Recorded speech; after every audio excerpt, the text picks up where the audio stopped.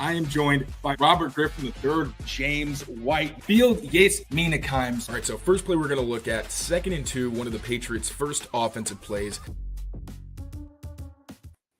What's going on, everyone? Mike Kadlick, Taylor Kyles here for CLNS Media, back with a new episode of the Patriots Daily Podcast, breaking down Patriots versus Colts yesterday, the 25-24 loss that brings the Patriots to 3-10 on the season. We talked about it last night on Patriots postgame, but now we have even more thoughts. Taylor dug through the film. I sat on a lot of the questions I had postgame last night. And Taylor, let's get right into it. Well, first, a reminder, we're powered by Prize Picks and Game Time. We'll talk about them a little bit later, but wanted to give them a shout at the top as well. So before we get into it, we're going to get into the film. Taylor broke down 3 sort of main topics here. It's Anthony Richardson gashing them on the ground. It's the Patriots not executing in the red zone. And then we're going to end it, as we always do, with some Drake Maye love, because he had probably his best game as a pro. So some good, some bad when you dive into the All-22. But my big thing, Taylor, right now, and it's sort of a talking point around all of Boston sports media, it's Drake Maye. It's the leadership from the top of this team. And we've sat here every single week on Pat's Daily and given him and the staff the benefit of the doubt, because it is a new staff. It is a longer-term rebuild. We've said this since the summer, where Mayo's brand new, Covington's brand new, AVP hasn't called plays in 10 years. So, they need to be given some grace.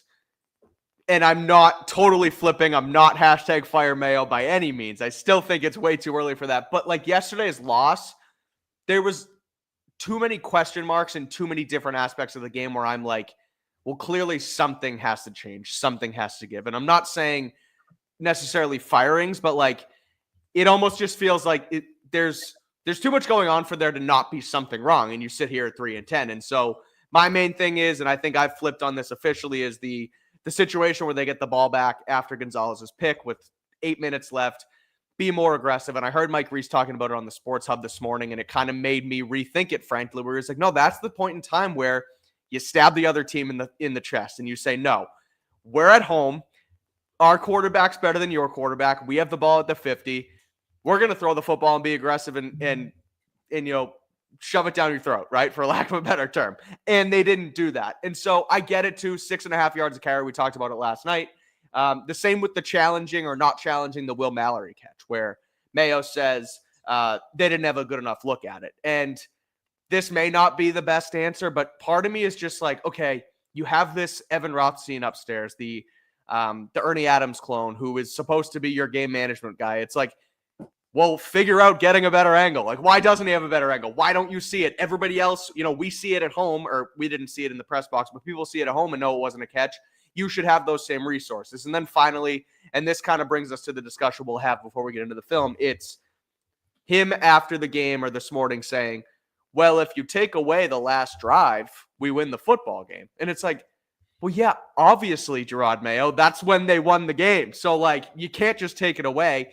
But, and this is where I'll kind of hand it over to you, and we've talked about this since then, it's that, well, maybe the messaging is just off outwards versus inwards, right? Where he says, well, you take away that last drive and we win. But inside, it's like, if you take away that last drive, we win. So how do we fix what happened on that last drive and move forward? So I said a lot. That's my piece. Not off Mayo just yet. But I want to get back to you and give it to you and kind of figure out where we're at, where you're at with this coaching staff and everything that happened yesterday against the Colts. That was a lot. So I'm going to mostly with our breakdown for each of the situations. Now, I will say overall, a lot of the decisions that I was kind of on the fence about, or I was like, that was fine. I think we're kind of being nitpicky. Honestly, with more time, I like less.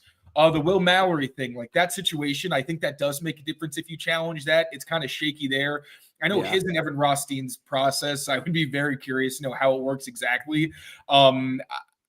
I don't know how much I love, Rothstein being the guy in his ear. And I know Mayo wanted to get off the comparisons to Ernie, but that's basically the same role. And I don't know the minutiae is exactly the same, but, and Rothstein's not this guy like an Ernie who has so much experience. And it's just, I don't know him personally or anything, but, I do kind of question exactly how helpful that relationship is. And I say that as someone who acknowledges I'm ignorant to the actual fabric of that relationship.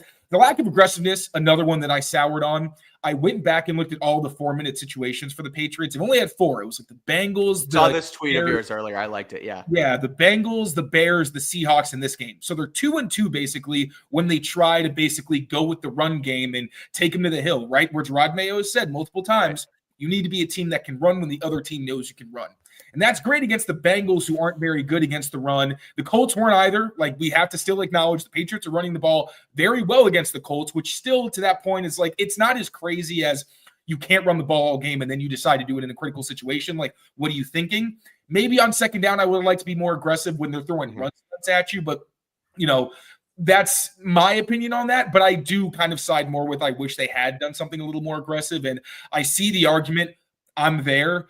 Totally. It's the Bengals. It worked against the Bears, but now there's also games like the Seahawks where that contributed to you falling behind because you couldn't finish those drives. Then the Seahawks went down, and then you had to go to overtime. And obviously, 19-play drive from the Colts puts the game away, which should not have happened anyway. We'll get into that. Overall, with Mayo in the media, like the Super Bowl quote, I said yesterday, I give him a lot of slack because I know like this is a guy who has enough on his plate. He is not media trained the way that he probably should be for an NFL head coach, and he puts his foot in his mouth all the time. That was one where I was like, dude, why are you bringing up a Super Bowl that you did not coach and you were on injured reserve? I thought that was out of pocket. He admitted, and I'm glad that we were on the same. Yeah, he did. He admitted, like, yeah, I shouldn't have said that.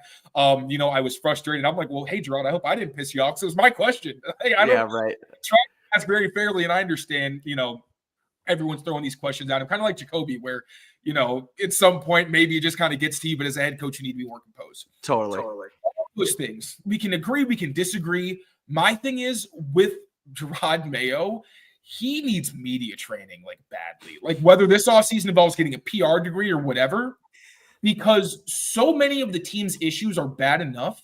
And we keep saying, like, yes, it's an inexperienced coaching staff. They're still growing. They have a lot they have to learn. And this is what you put on the field. And this is what you set yourself up with. So you have to live with those growing pains. If you're the ownership, give them at least a couple years to start building with better players around them. Obviously, the talent deficit.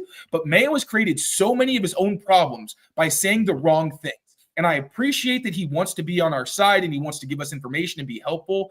But more often than not, like, it's getting to the point where it's making our job, or my job as someone who doesn't like this bullshit and doesn't like the drama, I'm going to sit here and talk football. And in these tight games, like, that's why there's so many questions, because they are these small decisions that can make the difference in a game.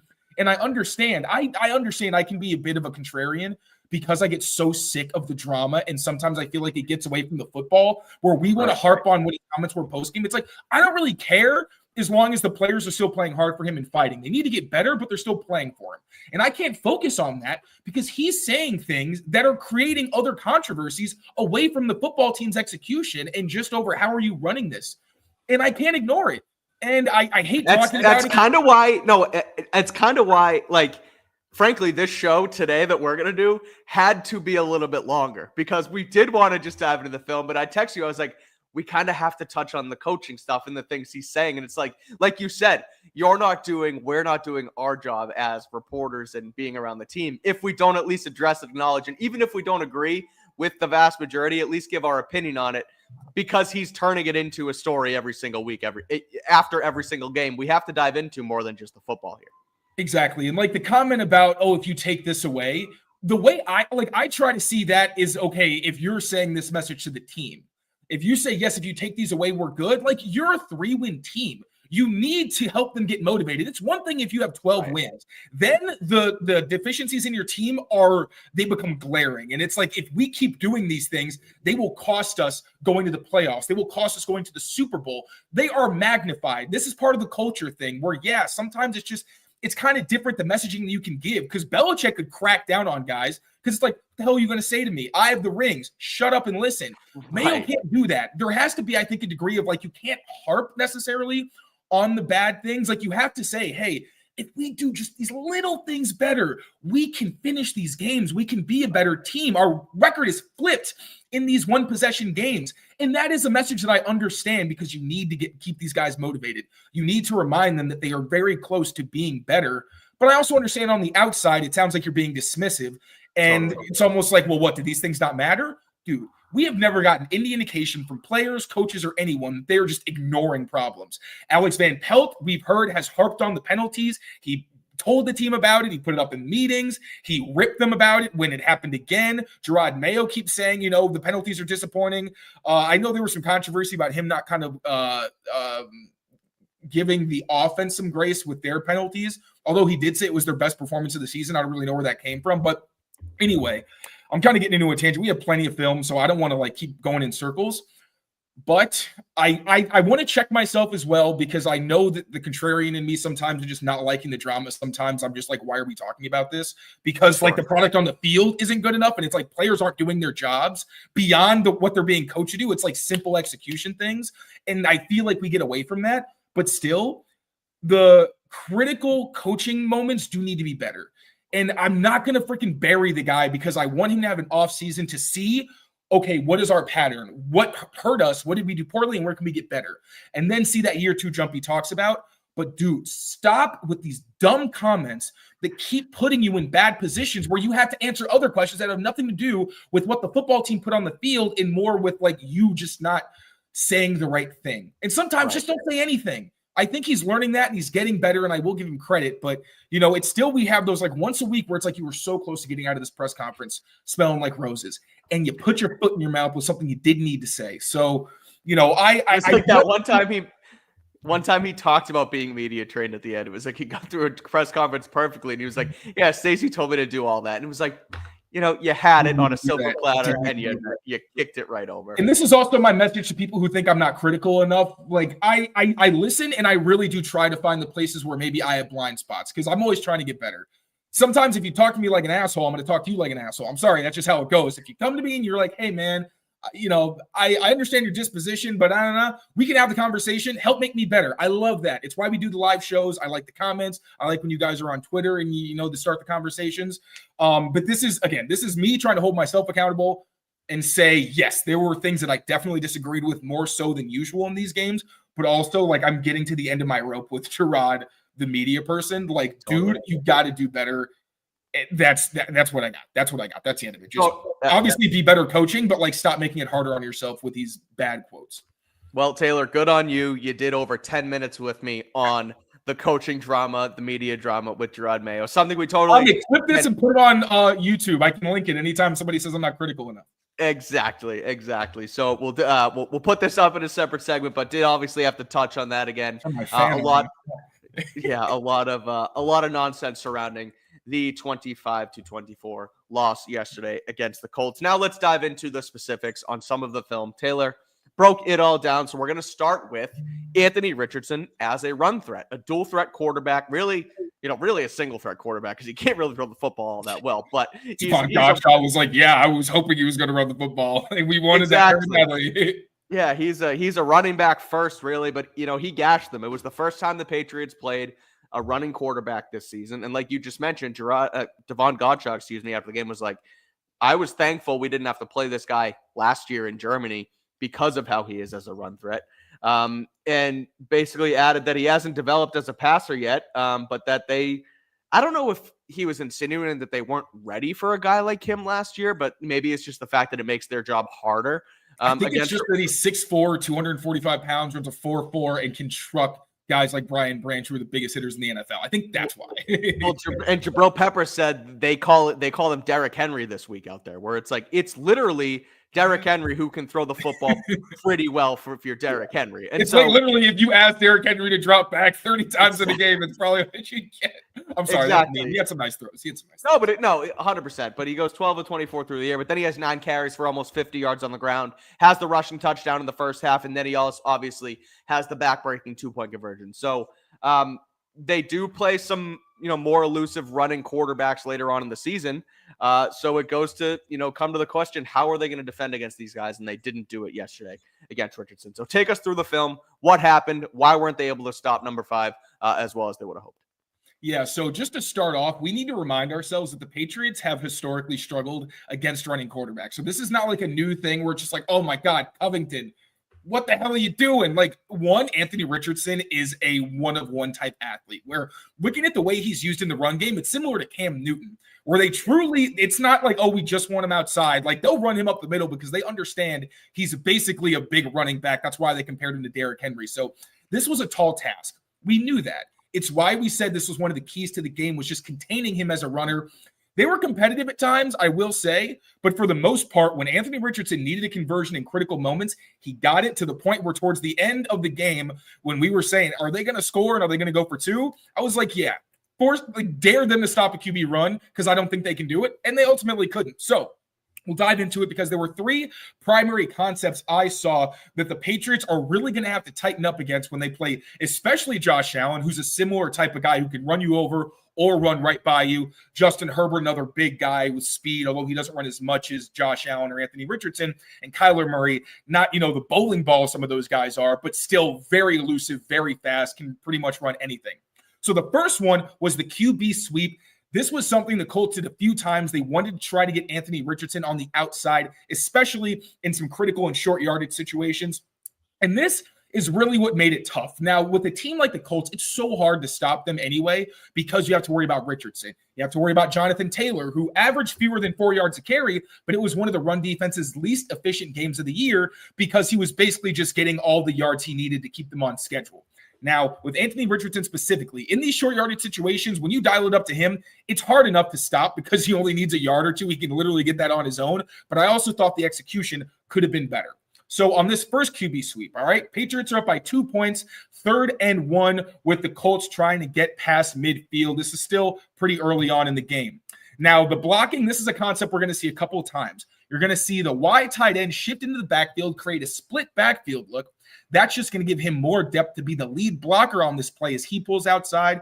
You're also going to have the guard to this side pulling out. This is really tough, because you have big bodies that are pretty much blocking defensive backs while you're getting crack blocks. A crack block is basically when you have the leverage on someone as a skill player and you're blocking down on someone who's typically bigger than you, using your angle to give you an advantage. You're going to see that from the tight end on Jelani Tavai, and you're going to see the same from Michael Pittman Jr., who had a hell of a day as a blocker on Christian Ellis. And then you're going to have Anthony Richardson, obviously, going outside. Jonathan Taylor is going to try to create a distraction by going to the opposite flat. Now, you see the shift to the backfield. Now, Richardson bobbles the ball, first of all, which is really impressive. He bobbles this, shows the composer to get it. Now, you got the blocks, right? You got your seal right here on the crack block. You got your puller creating the way on the outside. And you've got a second-level block on Christian Ellis. But Christian Ellis actually does a decent job getting under this block for Michael Pittman. He's the only person right now who has a chance at making this tackle. Unfortunately, I'm not sure if he's held or what. He can't make the tackle. He ends up on the ground. Now Isaiah Bolden is left as the only person who can really try to corral this and keep. And he has Quentin Nelson coming right at him. Right. It's not an easy assignment. You got a pretty big dude who's looking to take your head off. So Bolden literally just tries to survive this, kind of does the Yankee Doodle dandy all the way around, trying not to get pancaked. And then obviously you got Kyle Duggar, who came from the opposite side, ends up ultimately pushing Richardson out of bounds. An explosive gain on a 3rd and 1. You hate to have that. We're going to talk about the 4th down lapses, because there were 3 4th down conversions towards the end of the game. But this one, another QB sweep, this time from a slightly different look rather than the off-ball tight end shifting to the backfield. He's just going to pull from this alignment. As you're going to see right here, he's going to pull. Same thing. You're going to get a pull from the play side guard and then 2 crack blocks. And the player we're going to want to focus on here is Jelani Tavai, because he's not going to get blocked, but I don't love the angle he takes here. So we're going to see it run the play. You get Michael Pittman Jr. This was the first time he decleated someone. Lays the absolute boom on Kyle Duggar with this one, takes him off the ground. So he takes care of him. Then you have Jelani Tavai. I really would have liked to see him try to get over this block, right? He goes downfield, he's kind of going upfield, and this is going to the outside. Rather than shooting down, I would have liked to see him try to bubble over this and force Anthony Richardson back inside. I don't know his assignment. Maybe he did what he was supposed to do, but ultimately that gives Richardson room on the outside, and then you get the block on the force player. I believe that's Christian. Is that Christian Gonzalez? Yep, that's Christian Gonzalez, the blue gloves. He ends up getting blocked, so Anthony Richardson has another path to the sideline on 4th and 2. Once again, you need to force Anthony Richardson inside, or any quarterback inside on these sweep plays. If you don't, you're giving them a whole lot of room to run, and you'd at least like to force them back so that you can hit them with some of your bigger bodies. Instead, Anthony Richardson runs out of bounds. Now, this, they actually play a little bit better, specifically Christian Gonzalez, all right? So this was obviously the final drive for the Colts. They're trying to get into the end zone. 1st and goal from about the 10 or 9 yard line. Same kind of block that we saw last time. Tight end going to shift to the backfield before he goes out. Michael Pittman Jr. is going to get a little bit of Christian Gonzalez before he ultimately climbs to block the safety here. And this is Jalen Hawkins, poor guy. He's going to get decleated as well. So you see, Michael Pittman Jr. just gets enough of Christian Gonzalez to slow him down. And then, boom! Wow. Jalen Hawkins, Michael Pittman Jr. ends up on the turf. He's just ear-holing guys all day long. Just ear holes for days. Now, Christian Gonzalez does end up getting on the outside, forcing Richardson out of bounds here. Much better job. So he doesn't actually get the sideline, still forces him out, prevents what could have been a touchdown because Kyle Duggar can't get to him, obviously. He tries to kind of go underneath there, can't quite make it. But solid job by Christian Gonzalez to push him out. Again, that could have been a touchdown. Still don't like getting that kind of chunk of yardage because it set up what was eventually a touchdown closer to the goal line. Now, we've got QB stretch, essentially an outside zone concept as we're going to see, but there's not going to be a running back. It's just going to be Anthony Richardson from an empty backfield. This was in the second quarter. Indy was down 2 points, another 1st and goal situation. Now you're going to get Keon White gets kicked out. You're going to have Michael Pittman Jr. blocking Jabril Peppers. Also, Jabril Peppers getting blocked off this combo that ends up taking out Daniel Ekuale. And then on the backside, another combo on Devon Godchaux at nose tackle. And then they're going to take care of Kyle Duggar on the second level. Christian Ellis doesn't really play much of a factor on this one, unfortunately. Now, I want you to watch Christian Gonzalez because he's going to end up being the only player that doesn't get blocked by an offensive player. Unfortunately, he ends up blocking himself on this play, although he was really good against the run for the most part. Now, you get the seal on Daniel Ekuale and Keon White. You'd like to see these guys constrict the run lane. Like, this isn't all on Christian Gonzalez. If Anthony Richardson has this kind of a lane with his size and speed, even if Christian Gonzalez identified it, that's a really tough tackle in the hole. So not a great job closing that lane from these guys. And then you see Pittman Jr. is blocking Peppers, but Gonzalez doesn't recognize that the run is happening and ends up going with that crack block. He's late to identify it. Anthony Richardson walks in, 360 spike. Really sick move from him, but you need to be more competitive on that play. Need better recognition from Christian Gonzalez when he's not getting blocked. Now, this is later in the game. 2nd and goal. This is the play that they're actually going to end up scoring on. Oh, I'm sorry, they don't score. This was actually much better played by Jabril Peppers. Now, there's some key differences here. One, they go to the other side. It's the same formation from the Patriots, but instead of trying Daniel Ekuale, who was over here, now it's Barmore, you're going to try Jeremiah Farms and Anthony Jennings, who does a much better job constricting the lane. And Jabril Peppers, unlike Duggar, who was more over the center, kind of cheats over a little bit and gives himself a better chance. Also, you're going to see Kyle Duggar a little bit better of an angle to constrict as well. Now, Jabril Peppers, once again, is going to make this play here. So Jeremiah Farms gets upfield, no cutback lane. Anthony Jennings, better job not giving a huge rush lane, but also Jabril Peppers, excellent job filling the set. I believe this is the center, doesn't have time to climb up to get him, sticks Anthony Richardson in the hole for a run stuff. That's what you want to see, right? The defensive back identifies it. You're unblocked. Sorry, young man, you got to make the play. I think Gonzo had a decent chance on his, but again, we're not going to know because he didn't identify it quickly enough. So we're seeing, right? The last time they see these runs, like Christian Gonzalez on the other one on the QB sweep, better job getting over the top. Jabril Peppers cheats over, gives himself a better chance, stuffs Anthony Richardson in the hole. Now, this veer is the only concept that the Colts were able to get good runs on a couple of times. But the second one we're going to talk about, the 2-point conversion that won the game, I have some thoughts on it. So first, we're going to talk about the veer, right? So this is essentially kind of a power play, right? Where you're going to get an arc block where this tight end is going to pretend to block the edge defender, but really block outside. Then, like any gap scheme, you're going to be blocking down, try to climb to the backside linebacker, and have, I think this is not going else. So we're going to have the guard pulling to take on Jabril Peppers. But what we're going to do here, because there's the option to either hand this off to Jonathan Taylor going sideways, or just to keep it himself, they're actually going to leave Anthony Jennings unblocked, right? So now he's in conflict. Do I go for the running back or do I go for the quarterback? This is one of the oldest concepts in football. Now, Anthony Jennings is actually going to crash down on Anthony Richardson and has an opportunity to make this tackle. Unfortunately, Anthony Jennings, great run defender, but Anthony Richardson is an alien. This is a really bad matchup for him. Richardson ends up juking him to get around. You got seals on Peppers. You got seals on Christian Ellis, and you got seals on Kyle Duggar. Richardson gets to the outside, and Christian Gonzalez is the only guy to force him back on the inside, but he gets blocked by somebody in Anthony Richardson. It's wild that he makes the wrong read. It's supposed to go to Taylor, and then he ends up just following Taylor's footsteps. He's like, well, now I'm Jonathan Taylor, and I can beat you with a quick double move, and then I'm gone. Just an absolute freak. Like you said, those kinds of plays, it's like, you know what? You could maybe defeat blocks better at the second level, but when you have those one-on-ones, like Anthony Richardson's going to make you wrong, even if you're right. Now, the 2-point conversion, I have problems with this. Okay. Because Christian Barmore was saying after the game, he thought that he was being held, and not even just held, he actually ends up getting high load, which is not legal. We're going to talk about it. So once again, we have a veer concept.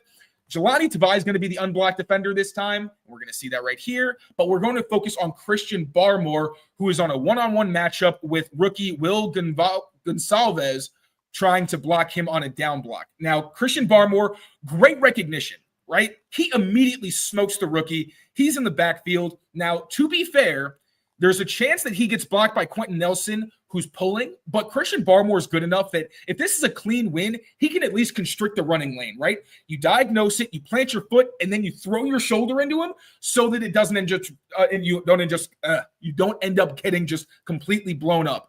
But not only does he get held, you see it right here, he's getting held, and Quentin Nelson ends up trying to block him. So you have two defenders, two blockers, one low, one high, taking him on. The hold is a penalty. This is a penalty. Doesn't get called. Christian Ellis is looking for the running back. I think he actually should have had better gap discipline here. I don't think he should have gotten this much width on the running back. This is a special teamer who's playing a lot more on defense. I know he has experience playing linebacker at Philly, but even still, you see sometimes the recognition isn't always there for him as much as, you see him flash. Experience is experience. He expands way too much, so Anthony Richardson has this pretty wide open lane to cross the goal line and ultimately win the football game. Drake Maye even said he thought that was a hold, didn't think the play should have counted, but no excuses at the end of the day. So with these quarterback runs, obviously they fought back. You have the Christian Barmore play where they probably should have called a penalty, but there were plenty of other chances for you to get stops, to make sure that Anthony Richardson didn't kill you. You missed opportunities, especially from the linebackers. Not good enough when it comes to actually denting run lanes and putting those blockers and getting them to actually conflict some of those spaces that Anthony Richardson had. So at the end of the day, your run force, that's the biggest thing. You got to make sure you're constricting so these quarterbacks can't just get outside, especially as a defense that loves to play man coverage, because Josh Allen has killed him on quarterback sweeps versus man for years now. Got to get that tightened up in the future because you're not going to stop seeing that anytime soon. Question for you before we move on to our red zone woes for the Patriots. Just on that is, if Barmore gets past that offensive lineman and doesn't end up getting smoked and ends up frankly penalized by Quentin Nelson and the rest of those guys, does he make a tackle on Anthony Richardson? Can Christian Barmore stop Anthony Richardson one-on-one, or at least muck it up a little bit to where he actually has a chance to stop the 2-point conversion? Or was that just a lost cause because it's Anthony Richardson from 2 yards out? I think, because I've seen Barmore do it, because he recognizes plays so quickly. If he swims a guy, he did it right away. He's very good about knowing, okay, somebody else is coming to get me. I do think if he throws a shoulder into Quentin Nelson, I think it just at least bumps Richardson off course, so maybe Ellis can recover and actually fill the hole and have some momentum versus Richardson, who by the time he's almost at the goal line is already got his shoulders down and is trying to charge forward. So it's a tough assignment. I'm not going to predict the future and say I know what would have happened, but I at least think it could have been more competitive if Barmore wasn't held. And also, the fact that he was held and high load should have been a penalty that set the Colts back in a very advantageous situation. Good point. There you're saying, you know what, now Anthony Richardson has to throw the ball. And if you're the Patriots, you're hoping that that's what ends up happening. So poor officiating all across the board. I could come up with a lot of other things like the helmet-to-helmet on Hunter Henry. Alex Austin, a crucial third down where he gets called for pass interference, even though Michael Pittman Jr. fully extended his arms to separate. And it's the rule that Edelman used to say, you push, I pull. If someone pushes to create contact, you're allowed to pull them. Or if that person pulls you, you're allowed to push off. So poor officiating. might have cost them the game because it was so close. But at the end of the day, there's also times for you to control the game, and they simply don't. 100%. And like you said, too, yeah, if one more gets called there, they push them back. They don't trust Richardson's arm. They end up maybe kicking the extra point, and then it goes overtime. The Patriots have a little bit more of a chance. So, and there were two other ones I wanted to actually break down. The fourth down dropbacks. That was mostly in the ground game, but these are the other opportunities they had on the final drive to get the Colts off the field, and they simply could not capitalize. Now, this one is on Jabril Peppers, all right? So he's going to come on a blitz in a critical situation. Now, usually I like this play. It's a good one against the run that they send a lot, but this time they use it to try to keep Richardson hemmed in, right? So he's unblocked. If he at least keeps Richardson in the pocket, there's a chance that maybe they can corral and get to him. Instead, Peppers takes a little bit of a shallow angle, and this is so tough, right? Like, Richardson doesn't make it easy. I'm not putting this fully on Peppers, but you let him outside the pocket. Then Marcus Jones is trying to protect the flat. Jelani Tavai is looking at this crossing concept and is trying to do his job. Notices too late that Richardson is actually breaking the pocket. That allows the tight end to come unblocked. Richardson scrambles, throws it on the run. That's a key fourth down conversion. Again, tough assignment, but you'd like better from Jabril Peppers. Now, this was the touchdown before the 2-point conversion. I saw some critique on Kyle Duggar and why is he matched up against Alec Pierce. I'll explain why. So I think the reason the Patriots actually went zone, which they don't typically do, they usually use man and match principles in the red area, but I think they knew the Colts were going to try to pick them off using crossing concepts. Right. So they said, you know what, we'll play zone like what the Colts did to the Patriots early in the game, where you can run all these and we're just going to sit in our area and then capitalize. Patriots don't play it well, though. So you're going to have them in the single high coverage with, it's not exactly this. There's more match principles, but the simple way of thinking about it is this is cover 3 with Alex Saucin kind of in this deep third, Kyle Duggar in a deep third where he's also going to chase a crossing route that's in the intermediate kind of area here. And then I believe that's Christian Gonzalez. He's going to be in the other deep third with these guys in underneath zones. So we're going to focus on Kyle Duggar and Alec Pierce here because obviously that's the matchup where the touchdown happened. So we're going to get that short motion from A.D. Mitchell. He's just going to run one of those ins you always see in the back of the end zone. It's a really good late progression read. Now, Jabril Peppers tries to get Alec Pierce off balance here with the jam. He doesn't get it, but at the same time, you don't want him to try it so hard that he ends up giving up his position, which actually happens on the other side of the field because you see Kyle Duggar trying his best to get on top of this, right? Really, you can't ask much more of him, but it's really tough when, one, Anthony Richardson has a clean pocket. Drake Maye, when speaking about this specific play, talks about marrying rush and coverage. One, the pass rush isn't giving you anything. These runners are able to run all the way across the field, and Anthony Richardson's just chilling in the backfield. Plus, it looks like a breakdown where you have both Alex Austin and I believe it's Jelani Tavai trying to jam the nub tight end who's on a delayed release, which is going to ultimately create space on this side of the field. Richardson throws it. Competitive rep from Kyle Duggar, at least getting to the catch point. But obviously, Alex Austin all the way down here.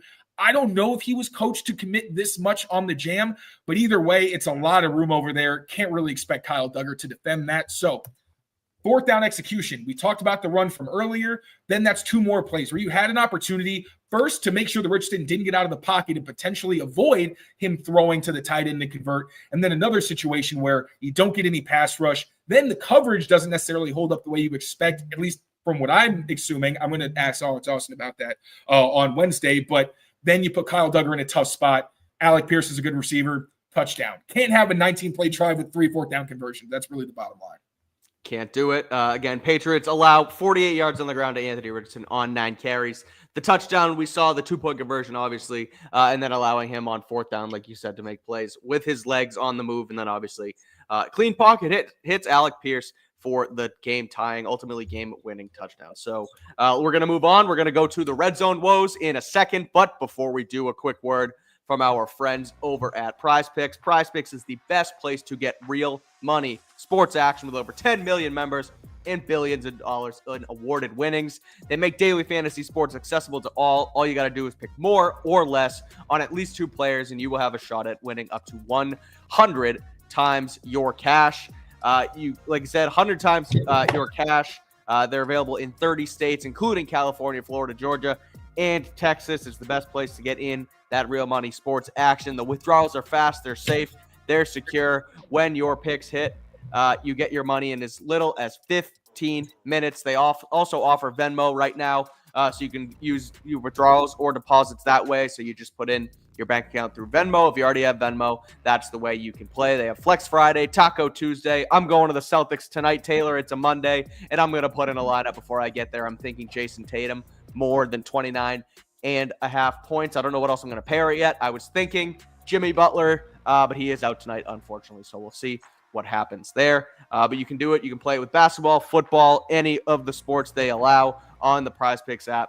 And you can join us and play today. Just download the app and use code CLNS. You get $50 instantly after you play your first $5 lineup. Again, that's $50 instantly after you play that first $5 lineup. Just use code CLNS when you sign up. Prize Picks, run your game. Alrighty, that's Prize Picks. Now it's time to get into these red zone woes we are talking about with the Patriots, where they scored 24 points. It is their second most points in a game this season behind the 25 they scored against the Jets in the game where Drake Maye ended up actually getting concussed. But they go just 2 for 6 in the red zone, 2 touchdowns down there, 3 field goals, and obviously the missed field goal, the 25-yarder from Joey Sly. Drake Maye says he had a tough time down there seeing through his progressions because it was so tight. He also talked about the penalties. They got down to the 2-yard line at one point. They back all the way up. They end up having to kick a field goal. And basically says, look, you can't settle for 4 field goals and expect to win a football game. So breaking it down further, Taylor, what did you see in the red zone? Why did the Patriots struggle so much down there? And what can they do to potentially improve it? Yeah, man, missed opportunities and miscues. That's pretty much what we always talk about when we're harping on the red zone offense, which was great when Drake Maye first kind of became the starting quarterback, really fallen off over about the past month. This game, I thought there were places where he could have been better, but I also thought that his supporting cast let him down, and we're going to get into exactly how that happened. This one I kind of put on Drake Maye. He ends up taking a sack, but I thought he missed some opportunities to actually potentially throw some scores here. So this is 1st and goal. No one has scored yet. This is the first time the Patriots had to settle for a field goal. We're going to see Kendrick Bourne, go in motion, create a 2-by-2 formation. Drake Maye gets the snap. Now, at first, he looks to Kendrick Bourne. I don't hate him not going for this because I know you have this defender right here. There's a chance maybe they drive on the ball. You don't love that window. I kind of like maybe hitting your back foot and just putting it on your guy, giving him a chance. But sure, you don't like it, keep going through your progression. Now he's going to look to Antonio Gibson, who's on an angle route out of the backfield. Gibson kind of trips as he's in his route. I feel like you still can maybe hit him because there is a little bit of a void here, but that linebacker's kind of coming downhill.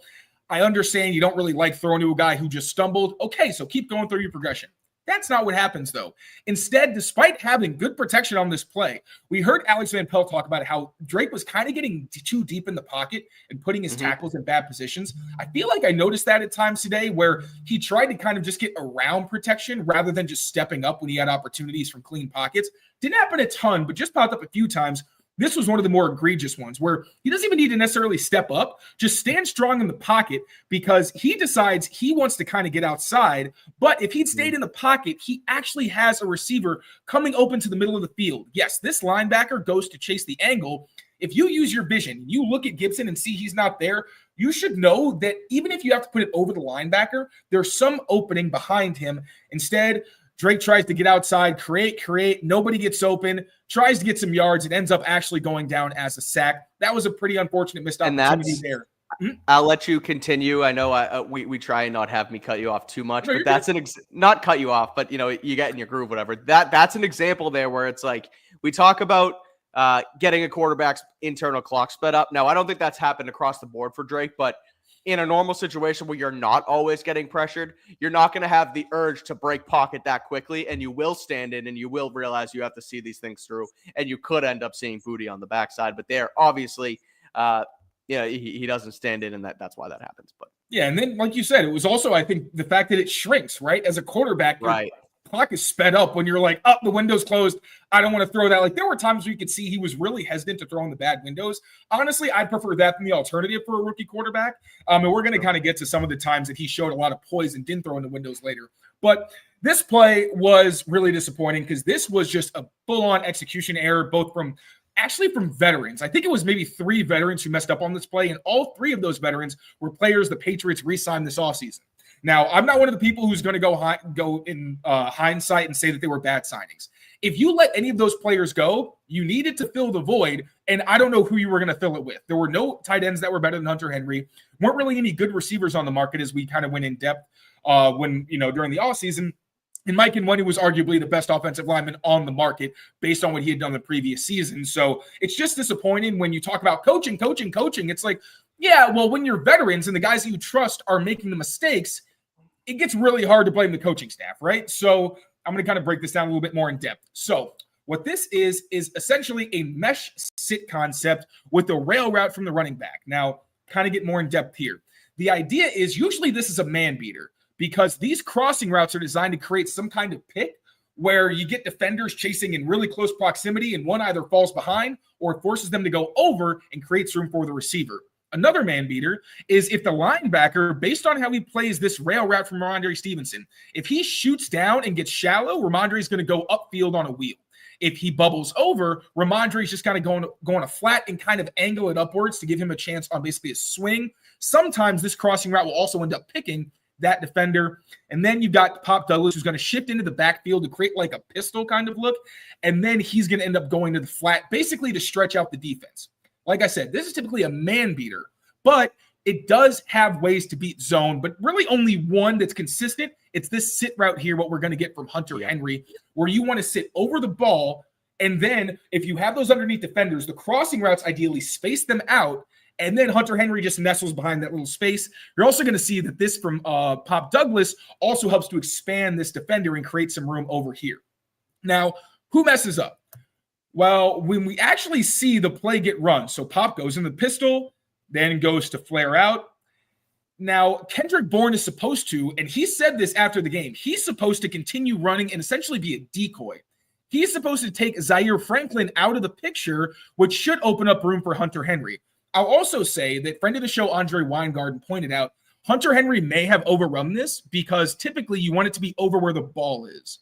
Mm-hmm. Now, if the ball were on the middle of the hashes, this is a good spot for Henry. But I think he actually should have settled down on this kind of area of the field a little bit shorter so that he's right in front of Drake Maye and also gets open a tick earlier. That may have contributed to this as well. But obviously, bottom line, Kendrick Bourne admitted he should not have been this far. Doesn't put Zaire Franklin into conflict. You have 2 receivers and 3 defenders all in the same area. Drake's like, well, I can't throw anything here. And then you also have Mike Nwenu losing pretty decisively to DeForest Buckner up front. We'll kind of see what exactly happens there real quick. 1-on-1, really easy swim move. Nwenu gets caught lunging.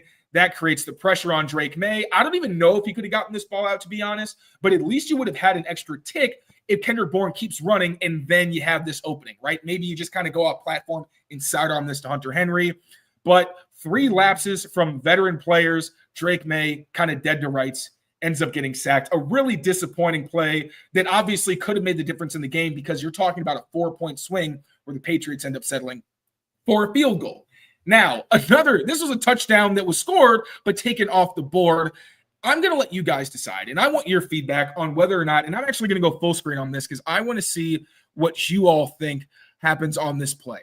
Now, the Patriots, 1st and goal, they're going to go from an under center look to wildcat, with City So going from fullback to an end man on the line of scrimmage.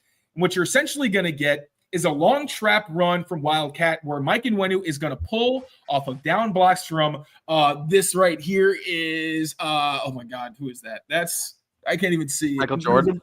Michael Jordan. Thank you. You can get a down block from Michael Jordan, down block from Jamontre Jacobs to try to create this lane. City So is going to climb to the 2nd level. Then Mike Nwenu is supposed to kick out. And basically, Ramondre Stevenson walks into the end zone.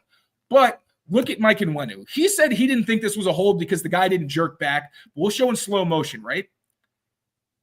I think there's just enough there that for a ticky-tack crew, they might call this. It's white gloves. It's kind of hard to see. But I feel like I do see a little bit of hindrance there for 20. I feel like he can't get off this as cleanly as he wants to. And he just throws his hands up, which obviously is going to show the refs like, maybe something happened here. But now that ref had a completely clear view of it as well. So that's why the flag's called right there. Bang. Yep. And then you see he throws it. What do you think, though? Do you see it? I think I see just enough. Again, if I'm trying to nitpick, yeah, sure, it's a hold. But I don't like well, the call. Drake Maye on the coaching angle of this, he said that they went into, or the coaching / execution angle, he said they went into this week knowing that this crew called their Miami game and there was 10 holding penalties against both teams. So that's a play where you can't even risk it if you're on window. You need to basically play with nubs and not use your fingers and not even be able to grab right like, there. That's right? it. Like, this is it. If you just let him go, it's like, all right, hopefully Ramondre beats his guy. And that's a tough position to be in as a lineman, I understand. But you're a veteran. He's probably gotten away with this a ton in his career. Like, I don't want to be condescending and be like, oh, you're a pro. Like, yeah, he knows he's a pro. I'm sure that this has happened before and no one called it. But like we said, it's a ticky-tack crew. Got called. That took a touchdown off the board. Put the Patriots back 10 yards, created a long yardage situation. Actually created a 1st and goal from the 12-yard line where the Patriots got another penalty. This one I think was full-on BS. This is going to get called on Layden Robinson in a matchup with Grover Stewart, I believe it is. I don't think this is a hold. I think that maybe having the hand on the back of the jersey is what kind of warrants, is what kind of gets their attention. But he just drops him, and Stewart doesn't even look for a flag after. Usually on those plays, you'll see guys kind of look back like, oh, what, nothing? The fact that he never looks back tells me he didn't feel like he got pulled. He just knew he got dominated. I don't know. What do you think? I'll run it again, but I think this is a BS call. It's the right hand, or the left hand, that pulls him down that way. Wherever the ref throws it, whoever sees it, I can understand why a ref would see that as a hold. Now, I looked at the other angle. I got this angle specifically because the other one didn't really show it. Kind of because like there's so much going on there, you couldn't really tell. I don't know. But then he falls too, and he kind of just puts him on his ass. So like, it might just be he's just kind of moving with him. Exactly. It is kind of BS. It feels more like an influence than me being like, I'm just going to take you and shove you down. Now, right.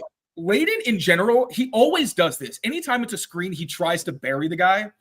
I would prefer he be a little more on the safe side because there are so many times where I've been like, bro, you almost messed up the play or you could have gotten called for that. So I would just say as a future reference, maybe walk that line of being physical while also being smart. But I didn't like this call anyway. This set up a 1st and goal from the 22-yard line. You're not going to convert a lot of those. I didn't even break it down because, they did. Spoiler alert, they didn't convert, unfortunately. So, that was another disappointing play, missed opportunity. Here, we have the interception. Now, I had people come for me when I acknowledged the fact that Drake didn't have perfect ball placement on this throw.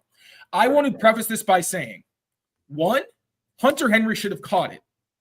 2, it was not a turnover-worthy play. Inaccurate or not, it popped up in the air. It didn't really pop up in the air. It kind of got forced out, and then a defender caught it. It was a freak play. Great job by the Colts. Really similar to last week against the Dolphins, where it's like, hey, they get paid too. That was a really good effort. But it could have been better accuracy from Drake Maye. And I say this tiny nitpick because he was mostly excellent on the day. Excellent, right? But these are the tiny details where we talk about this is the red zone. Those little mistakes, they make a difference. And we're going to see why on this play. So we're going to have Hunter Henry on a sit right here, and then we're going to have Ramondre Stevenson on a flat, which is going to pull EJ Speed, and Hunter Henry basically just sits down exactly where Speed originally was. Now, focus on Hunter. All right, now this is, I kind of misplaced that, but either way, 3rd quarter, got a goal situation. Now, this is a good read from Drake Maye, good anticipation, right? But he puts this on the back shoulder, and you can see from the route, when Hunter Henry, the way he's breaking, you want to put this where his momentum is going. His momentum is going this way, and there's more space here. By putting it where he does, you have a defender closing in. It creates the opportunity to combat the throw versus putting it on this side where Henry's body is shielding the defender. Right. This guy, EJ Speed, his leverage isn't taking him to the throw. He catches this and falls into the end zone ideally if this is on the money. Again, it is such a tiny nitpick. I am not trying to but it's fair. It's totally fair. But it's fair because it being there leads to this. Ball pops up, intercepted. Again, it sucks. Henry, you should catch this. You should get this, tuck it away against your chest, and maybe you're down at the 1-yard line. Great play still from Zaire Franklin. That's why he's a captain. That's why the guy has had the career he's had and risen through the ranks. He's a very good linebacker. Great heads-up play by him, but not an accurate ball, which Drake Maye admitted after the game. Pops up, not a good effort from Hunter Henry, allowing it to be intercepted. Then you give them possession when you had an opportunity to score.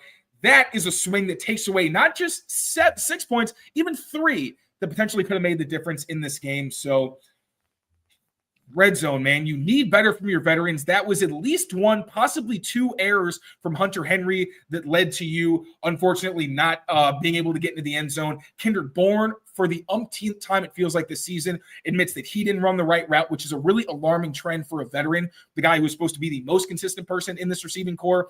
And then obviously the penalties. You can argue Mike Onwenu and Layden Robinson. They happen, period. This game was way too close for either one of those to have been the difference, but these are the things that pile up. So disappointing. Obviously, it's like the same thing every week. You got to tighten up the details. You got to try to avoid these holding penalties at all costs. Be more careful. But also, you need better, not just from Drake Maye, and he'll learn, but from your older guys who are supposed to be the ones that you rely on a down-to-down basis.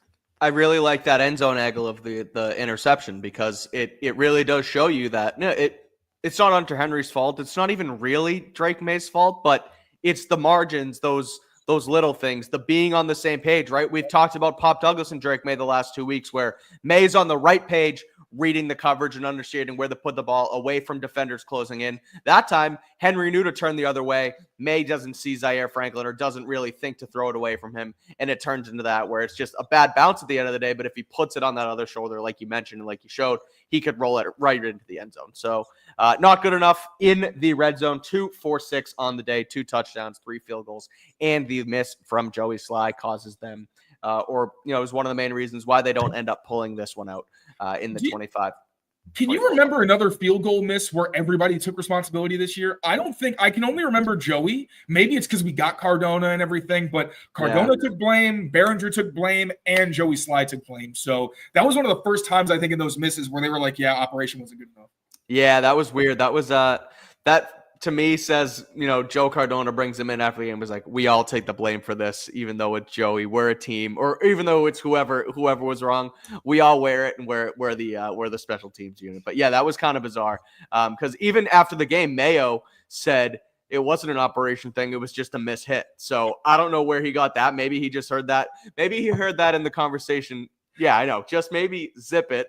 But, that was a conversation for earlier in the show.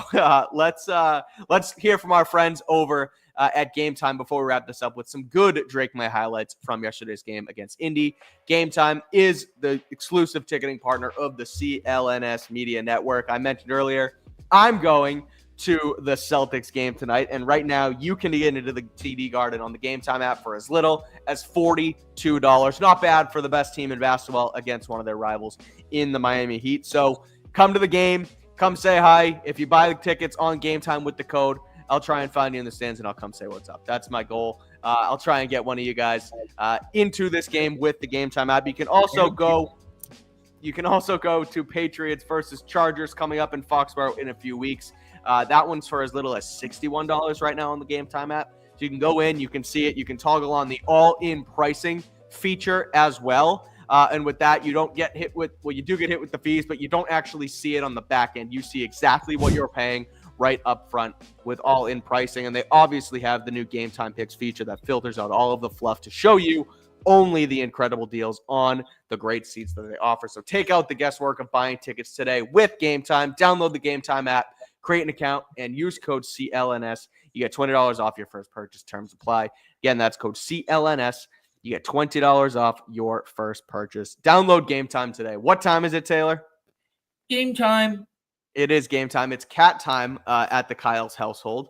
And it's also time to break down Drake Maye. Drake Maye, probably his best game as a pro. 24 of 30, completes 80% of his throws, 238 yards, a touchdown to Austin Hooper. The interception that we just went over, that was not really his fault. Also has 5 rushes for 59 yards on the ground with the long of 41. I thought overall, Taylor, he was on time. I thought he was accurate. He threw with anticipation, took what the defense gave him, and led the Patriots to the most yards they've had in a game since 2022, both rushing and passing total combined. So obviously, like I said earlier too, my God. Yeah. Second most points scored this season as well, to only the Jets game a few weeks ago. So a good, solid offensive performance, at least from Drake Maye. Break it down further. What did you see from the 22-year-old that made you happy on Sunday? It was a lot, man. First, this was the first game where he truly had no turnover-worthy plays. That's huge. That was something we said we needed to see from Drake Maye, because in every other game, he either committed a turnover-worthy play or had a play that was a turnover where you're still like, okay. It's not like the worst thing in the world. You'll learn, but, you got to protect the football. Did a great job doing that. Like we said, the interception was not on him. It's a fluke play, which is like, this man, his brand of play is madness, but it feels like it also attracts some like chaos energy from defenses, where it's just like he gets the weirdest luck sometimes and this like really funky shit happens. But anyway, he did really well. He has completed at least, I believe it's 70 or 75% of his passes in 3 of his last 4 games, which is incredible. He had over 80% of his passes that were accurate in this game. I love the patience he showed. I loved it against a Gus Bradley defense. I saw in some corners of the internet people saying that he was unwilling to go downfield. That was not true. Gus Bradley was literally daring him from his cover 3 scheme to throw downfield and create those turnover-worthy plays and throw into bad windows. Drake was like, nah, thank you. I'm just going to take what you give me. Really, really impressive stuff from a rookie. You don't often see them adapt their game the way that Drake does, where this is like we talked about it. He's got a big arm. He runs a lot. Obviously, he was able to do some things with his legs, but he also was playing in structure.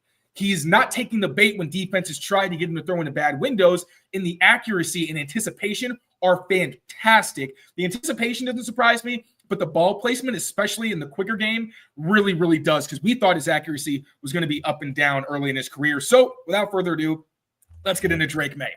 So first, I want to touch on his anticipation and accuracy. So the Patriots threw a lot of outbreaking routes because with the Seahawks defense, not the Seahawks, I'm sorry, that Seahawks style defense that cover 3, really one of the easiest ways to beat it is outbreakers. We saw that a ton in the Super Bowl with Tom Brady, right? You throw the hitches, you throw the quick outs, because they're trying to funnel everything towards the middle of the field, right? That's where they're the strongest. That's where you really don't want to really throw the ball often, and Drake Maye did a great job avoiding those. So first example, we've got a 3rd and 7 to Hunter Henry. This is when he completed a couple times, both times, great accuracy, great anticipation. Drake Maye going to drop back, sees the coverage he likes, throws this before Hunter Henry has even really gotten into his break. Hunter Henry turns around. That ball is right on him with excellent placement. He is completely covered, but Drake Maye puts it in the one spot only his guy can get it. That's a conversion on 3rd down. Great job from those two. And now encore later in the game, 3rd quarter, we're going to see a very similar concept. Another out route from Hunter Henry. More anticipation from Drake Maye. Slightly more competitive route, right? Before, the defender kind of closed on Hunter Henry. Here, he gets a little more physical, and he's right on his hip as Hunter Henry's about to break. Drake Maye beats that tight coverage with another great anticipation throw. Lets it go before the break. Puts it right in Hunter Henry's chest. Again, defender can't make a play on it. Hunter Henry does a great job to convert. I don't know where the rest of the clip went. That was super weird. But another great example of his timing and anticipation. This, obviously, one of the throws of the game, one of his best throws of the season, this time hitting another tight end on an outbreaking route, but it's going to be Austin Hooper in scoring territory. Now, we're going to see linebacker mismatch, all right? Now, when we were talking about Jacoby Brissett, it was so frustrating when they would go 12 personnel and not attack when Austin Hooper was covered by a linebacker. If they're not going to respect him, you need to give your relatively athletic tight end an opportunity to go up, use his catch radius, and go attack the ball. Drake Maye does that again before he even has the tight end's eyes. He knows where he wants to put this ball. Pristine ball location, putting it up over Zaire Franklin, letting Austin Hooper climb the ladder to get this one. Oh my God, it bothers me how good this throw is. I'm going to go one more time. And then that's also, the edge kind of gets in his lap a little bit. It's not enough to affect the throw, but even still, phenomenal ball placement. Austin Hooper, great job to high point that, make the catch, get in for the touchdown. I want to ask you about the route spacing on that play. Okay. What do you make of it? It seems like there's a lot going on over there. I think Jalen Polk is looking for a back shoulder. He knew he wasn't going to win and stack the corner. So he's literally just waiting and seeing if Drake is going to throw it to him. That could have been a touchdown as well. And also because this is a man defender, this guy's not making a play on this. He's looking at Jalen Polk, and then you've got the flat defender. I don't really have an issue with the spacing. I don't think it's an issue. This is man coverage. And I think, that's fair. And I think, too, when he sees the ball in the air, Polk, he starts to come back to the football. And that's why the spacing looks bad, too, because he doesn't just run him completely off, right? You said he slows down, he looks for that. So that's why there's a little bit too much in the area. I think he's also trying to shield. He's trying to shield his guy because, he turns around. He sees the ball in the air, and then turns like he's trying to get in the way. Yeah. I think that's what was happening there. Alrighty, continue. All right, now we're going to get in the end zone angle. I just want to see it one more time. This is way better. Austin Hooper, is where you can see him literally put it on his head. Those are right now. Austin Hooper is not out of his break yet. Boom. Perfect ball. Great adjustment, too, by Austin Hooper. I want to give him his flowers. This is a really pretty catch from him, but yeah, one of the best throws that Drake Maye has made in his young career. Now, zone coverage. We know that you cannot play man coverage against Drake Maye. His touchdown to Austin Hooper came against man coverage. His scramble that we're going to talk about later, the 41-yarder, came against man coverage. Defenses are like, you know what? Screw this. I know these receivers aren't the best. We're not going to risk this kid putting perfect passes and then running on us because our backs are turned. We're going to play zone. Now, that's also just what the Colts do in general, but not a lot of defenses playing a ton of man against Drake Maye. And this example is one that we saw a couple times in the game to Kendrick Bourne in long yardage situations. This one, an extra long yardage situation. This was after a penalty that brought them back into 2nd and 15 right at the top after the 2-minute warning. You're going to see Kendrick Bourne as the Z receiver to the bottom of the screen on this high-low concept. This is one that Drake Maye is very comfortable with. We've seen him since the preseason be able to read this out very well, throw with anticipation and ball placement, and also read and know when to manipulate defenders. Because here, as you can see, the arrow's here because he's looking to see if this defender is in the throwing window or if he's kind of expanding. And also, looking him off just this little bit helps create the window because no one's thinking he's going to throw behind that linebacker. So looks there. Great anticipation. He's throwing to Kendrick Bourne right now as he's breaking behind this underneath defender because this guy is focused on Hunter Henry, obviously one of Drake Maye's top targets. He's not even thinking that Kendrick Bourne's about to get open behind him. Great throw from Drake Maye into that void for Kendrick Bourne to be able to move the chains and nullify the penalty. A little celebration there at the end. Now we're going to see it again. Similar concept, Drake Maye, but he's going to look quicker and he's going to see that Zaire Franklin expands, can't really make a play on this. This ball is going to hit right between these two zone defenders, but Drake Maye throws it before Kendrick Bourne has actually crossed. The confidence for a rookie to make this throw into this void, knowing that there's an underneath defender that's still at the moment he's making the throw in front of his receiver, extremely impressive stuff. Shows the poise from Drake Maye. Fits this into the window. Another good ball. Kendrick Bourne makes the catch. Another really nice game. So those are the ones that Kendrick Bourne, and this was one I thought really showed the restraint from Drake Maye. Now, we've broken it down at other times where they have these smash concepts to the outside, the Patriots, where other times, especially against cover 2, like they're going to get here, Drake Maye will try to pump the underneath route to get this kind of tiled corner to go down, and then he'll throw right over his head for a bigger gain. But number 33 does an excellent job here maintaining depth in splitting both of those guys so that if Drake Maye does throw downfield, he can make a play on it. Drake Maye doesn't take the bait. So once again, we're trying to target number 33 on this smash or high-low concept to the outside. Now Drake Maye gets the snap. You're going to see right here, he tries the pump, right? But look at number 33. He's not moving. He's like, all right, bro, I'm just going to maintain my depth. He's dropping underneath that, right? If Drake Maye throws this, unless it's perfect ball placement, it's a pick. He's like, you know what? I don't need to risk it. I've got Hunter Henry open underneath. I'm just going to throw to him for a solid gain. That seems like the kind of thing that can get easy in the film study, but the fact that he tried to manipulate the defense and didn't throw it anyway shows that he's actually reading what's happening and he's responding to the defense, not the other way around. I love that. I love that from Drake Maye. But as always, we also have to talk about the off-schedule playmaking because the few times the Colts tried to play man coverage against Drake Maye, he made them pay. They only played it a few times after this, and this is why you don't mess with Drake. So where's the situation? Where's my play button? All right. So Drake Maye's going to get the snap. You got a high-low concept. Also have a flat, and he's going to try to see where this linebacker is playing it. I think you could still throw this to the flat, but he doesn't like it. I also diagrammed this differently because I wasn't positive if he was looking to the flat or if he was looking to this route. Either way, Hunter Henry's running an out-breaking route. That's covered. Ramondre Stevenson's not a great look either, so he goes backside to the high-low. He sees that the intermediate route is covered. The hole defender is about to break down on Kendrick Bourne's route, even though he does have separation against his defender. And then Drake Maye has the edges collapsing. Not the tackles, it's not a terrible effort from them. It's a deep drop so that he has room to step up. But when he steps up, he's like, oh, shit, I can just keep running because Kayshon Boutte turns this upfield, and he's got all this space to work with. Drake Maye takes off. hit over 19 miles an hour on this play. Nice job from Kayshon Boutte just getting in the way to give him somewhere to kind of slip through. The acceleration there, I was like, oh, okay. We were literally yelling, like, Kayshon, just keep running. I kind of wish he kept kind of tricking the defender, but he doesn't make a play anyway. Nice acceleration from Drake Maye. And then a little celebration, a little swagger from the rookie. We're seeing a little more every single week. So that's pretty cool. 3 teammates go to pick him up. Now, this one didn't count, right? This kind of falls into the category of red zone woes as well, but we like to finish on a high note with Drake Maye. So we're not going to focus on the fact that also Antonio Gibson scored after this penalty on a really great play. So I'm not going to harp on the fact that Demario Douglas never gets set before he goes in motion, which also is not on him. That's more on Drake Maye. As the quarterback, you need to make sure your receivers are set and then tell them to come in motion. As you're going to see right here, he's actually going to tell Pop to come before he gets set. That's on him. Now, Pop obviously maybe can help him a little bit more, be like, what, let me get set, and then I'll go. But still, Drake Maye needs to show better awareness. It's fine. He's young. He'll learn. So we get Pop shifting into the backfield. Shifting across the formation. Drake Maye gets the snap. Now, his initial read, Kendrick Bourne, that's a pretty tight window. I understand why he doesn't really like that. So instead, he goes backside to Demario Douglas. He could probably hit this, to be honest. I kind of wish he'd pulled the trigger, but also you've got this linebacker.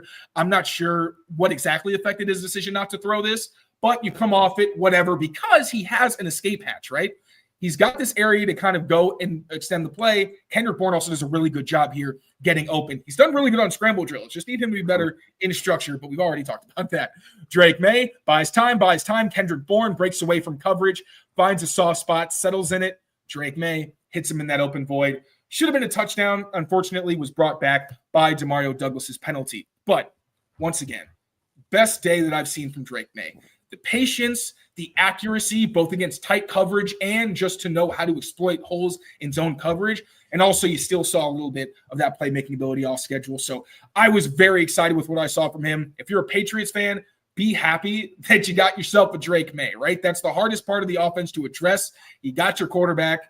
Now try to finish strong and surround him with more talent. But yeah, I thought it was a really, really impressive performance from the rookie. Yeah, it was. And I harped on this last night on postgame a little bit, where it's like sometimes he's so good right now, so early in his career, that sometimes you forget he's a rookie, right? And you see the plays he makes and you see, the stat lines he's putting out and the efficiency, throwing, completing 80% of his throws against an NFL defense as a 22-year-old. And it's like, oh yeah, he just kind of does this. It's like, let's appreciate him a little bit more for what he is. Like, he is one of the better rookie quarterbacks in football right now. He's up there. They've all played pretty well, right? Caleb has had his flashes. Jaden, even Bo Nix is playing pretty well. You'll see him tonight on Monday Night Football. But, like, the fact that Drake Maye looks so comfortable right now as an NFL quarterback is really impressive stuff. And I think it's something, like you just said, where, okay, there's so many question marks. They're 3-10. He still gives you some, like, box office, like, oh, I still want to watch this football game because our quarterback's really damn good. Now, you don't want to be like the Detroit Lions that were forever with Matthew Stafford, and you put nothing around him, and the only thing is him and Calvin Johnson throwing up bombs at 2-14. But it's the hardest part, like you mentioned, and it seems like they have it figured out. So, again, you hope that moving into next season, 2025 and beyond, the Patriots can fit it around him. But overall, a good performance from Drake Maye. Like you mentioned, I would agree, probably his best, if not one of his best to date. So, Patriots heading into the bye week now, Taylor, I will leave you with this question. What are you looking for the Patriots to do in the bye week, coming out of the bye week, that would have you confident moving into next season? Bye week. What do they have to prove, over the next 4 weeks? Because it's going to be tough to win these games. So what do they have to do moving into 2025? I just think you need to be competitive. I just want to see sound fundamentals or better fundamentals. Like, I don't want to see the self-inflicted errors. Like, no one's going to be perfect, but when they cost you the game, they're magnified. I think they have the ability to be competitive in all of these games. I don't think they're necessarily going to get blown out. Now, the Bills, obviously, plenty of blowout potential with any Bills game, because that's Josh Allen, that's Sean McDermott, that's a really good defense. It's finding its rhythm, and a really good offensive line and a good run game. But I just want to see the run defense. Like, okay, if you're letting James Cook gash you, sure, but you better be playing really well against Josh Allen on early downs. Kyler Murray, can't let him kill you with his legs. Justin Herbert, he doesn't have any receivers. Make it look like he doesn't have any receivers, and also make sure that you're affecting him up front. Offensively, red zone. Like, they're moving the ball. We saw it last week. They can do it. And I think Drake Maye is smart enough that he can adapt to whatever the defenses give him. Obviously, the talent is not great, but I think he can make the most of it. But you got to finish in the red zone. No more penalties. Take the opportunities that are there. And veterans, get your head on straight and stop making life even harder on your rookie quarterback. I think so too. And also, I think the Michael Scott chip. It's tight. It's tighten it up around Drake Maye. Like, I've seen what I need to see from Drake Maye. He's going to be a really good quarterback in this league. I want to see, at least in, Mayo said it today, this morning, where it's like, we've done good things in bits and pieces, put it all together. I don't think it's going to get put all together by season's end at the same game, but I want to see those things, flash up again, right? I want to see more than just Drake Maye. I want to see the offensive line show a little bit more improvement. I want to see a guy like Jalen Polk maybe have a 4 or 5 catch game down the stretch. I want to see a bomb to Javon Baker. Like, the little things, like, I just want to see a couple more flashes outside of May that will make me and fans more confident from this team heading into next season. So I want to see those things. I just don't know if they happen. I know. Because I know it's like, put the young guys out there. Like, what do you have to lose? It's like games. And I know you don't think that matters, but they care about games. Bottom line, like, they understand they need to win, and you can't trot out Javon. I agree. Like, give Javon Baker opportunities to do what he's best at. Like, I like that. But I didn't love Layden's performance, to be honest. I was looking for things to like, and it just looked raw. Like, the run blocking looked like they lacked chemistry. He looked raw as a pass protector, which is what you expected. Was it better than what he got benched for? Yeah, sure, but still, like, it's not great. Jalen Polk wasn't on the same page as Drake. You got to prove it in practice first. Totally. Like, if you can't do it in practice, you can't expect it to be doing it in a game. So maybe put those guys in slightly better positions, but I just don't know how you can expect much more from these guys, especially even Caden Wallace. Like, he's coming back from an injury. Right. He hasn't played in months. So to expect him to come in and be like the savior right tackle and show you enough that you don't need to bring anybody else in, I just don't think that's a fair expectation. No, I feel you, and it's true, but we shall see what happens. Patriots heading into the bye week before they come back and take on the Cardinals, the Bills twice, and the Los Angeles Chargers to wrap up the season. Taylor, we only have 4 games left. It's crazy how it flies by when you're having fun on the Pat's Daily podcast. So we will see, again, what happens post-bye week. Myself and Taylor will be back later on this week. I think we are planning on a crossover with Brian and Alex on Wednesday. So be on the lookout for that. We haven't nailed down a time, but that should be our next show. And then we'll finish off the week and head back in to Patriots right after the bye week. So keep it here on Patriots Press Pass for all of your Patriots coverage. Rate, review, subscribe to the channel. And read Taylor's written work on CLNSmedia.com. He's pumping out some solid articles, post-game analysis, heading into game previews as well. So keep it over there. Until next time, thanks for watching. Take care of yourselves. Take care of each other. And we will see you next time. Peace out, everyone.